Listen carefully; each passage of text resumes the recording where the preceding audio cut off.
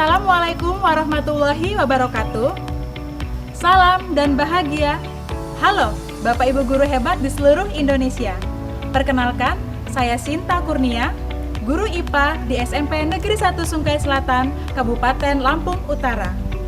Pada kali ini, saya akan berbagi praktik baik mengenai pembelajaran berdiferensiasi yang saya lakukan di kelas dengan judul Pembelajaran berdiferensiasi pada mata pelajaran IPA, materi klasifikasi makhluk hidup, kelas 7, SMP Negeri 1 Sungkai Selatan. Situasi awal yang saya hadapi adalah terdapat kebutuhan belajar siswa yang berbeda-beda dan pembelajaran lebih didominasi oleh guru atau teacher center. Siswa hanya mendengarkan, mencatat, dan mengikuti apa yang diarahkan oleh guru.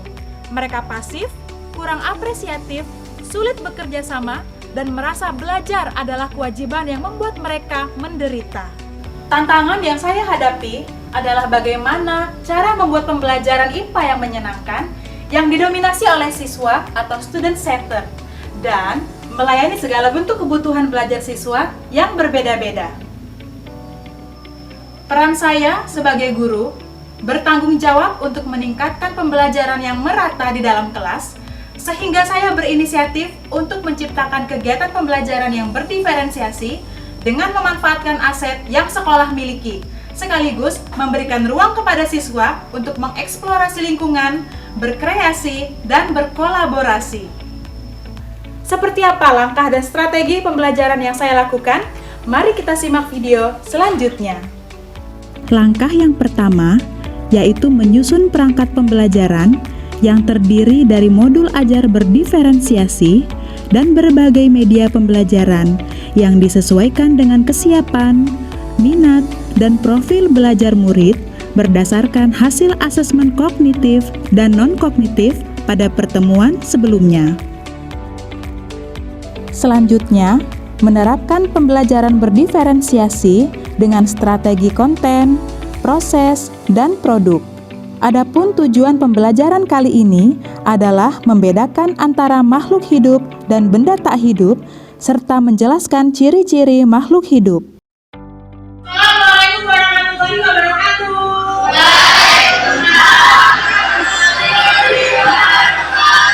Selamat pagi semuanya.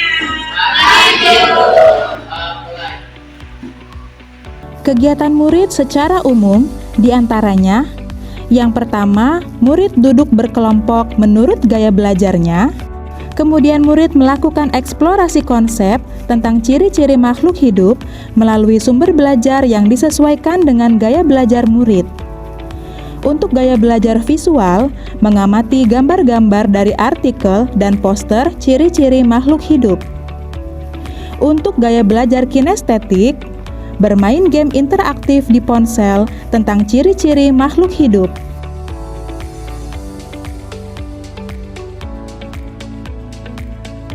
Untuk gaya belajar auditori, melakukan eksplorasi konsep dengan menyimak video YouTube tentang ciri-ciri makhluk hidup.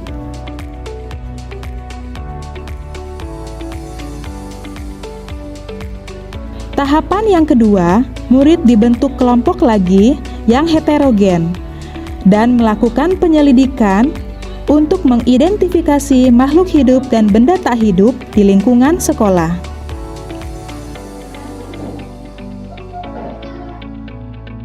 Untuk kelompok yang kemampuannya lebih rendah, diberi bimbingan khusus dan durasi kerja yang lebih panjang. Sedangkan kelompok yang kemampuannya lebih tinggi diberikan kegiatan yang lebih menantang. Gimana kalau Ibu beri challenge lagi nih? Kalian sanggup nggak kalau mencari benda hidup dan tak hidup sebanyak 15 lagi? Jadi total ada 30. Siap? Sanggup?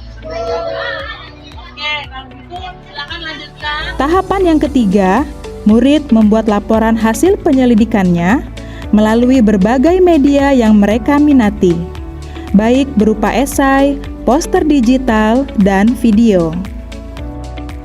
Dan tahapan yang keempat, setiap kelompok mengkomunikasikan hasil penyelidikannya dan kelompok lain memberikan tanggapan. Pada tahap akhir, murid membuat kesimpulan dan merefleksikan pembelajaran. Apa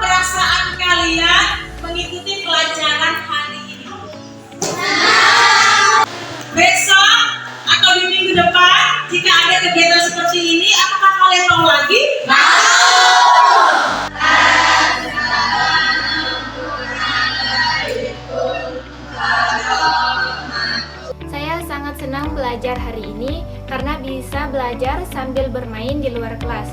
Saya bisa mengetahui ciri-ciri makhluk hidup dan membedakan antara makhluk hidup dan benda tak hidup. Praktik baik pembelajaran berdiferensiasi yang sudah dilakukan oleh Bu Sinta Kurnia selama ini sangat menginspirasi bagi guru-guru yang lain. Bu Sinta Kurnia sudah melakukan praktek pembelajaran berdiferensiasi. Dengan pembelajaran berdiferensiasi, guru dan siswa bisa berkolaborasi untuk mengembangkan dan menggali potensi masing-masing peserta didik, sehingga karakter masing-masing peserta didik bisa terakomodasi dengan baik. Dengan demikian, pembelajaran berdiferensiasi yang dilakukan oleh Bu Sinta Kurnia menjadi pembelajaran yang menyenangkan dan berpihak pada kepentingan murid. Berdasarkan pengalaman pembelajaran berdiferensiasi yang saya lakukan, saya merasa lebih dekat dengan siswa dan mengenal mereka sebagai individu-individu yang unik. Ini dikarenakan kegiatan yang begitu beragam dan sesuai dengan kodrat zamannya, sehingga dapat berkesan bagi saya sebagai seorang guru dan juga bagi siswa saya. Pengalaman ini tentu berefek pada pembelajaran yang menyenangkan dan juga hasil pembelajaran yang meningkat secara signifikan. Demikian video berbagi praktik baik saya mengenai pembelajaran berdiferensiasi. Semoga bermanfaat dan menginspirasi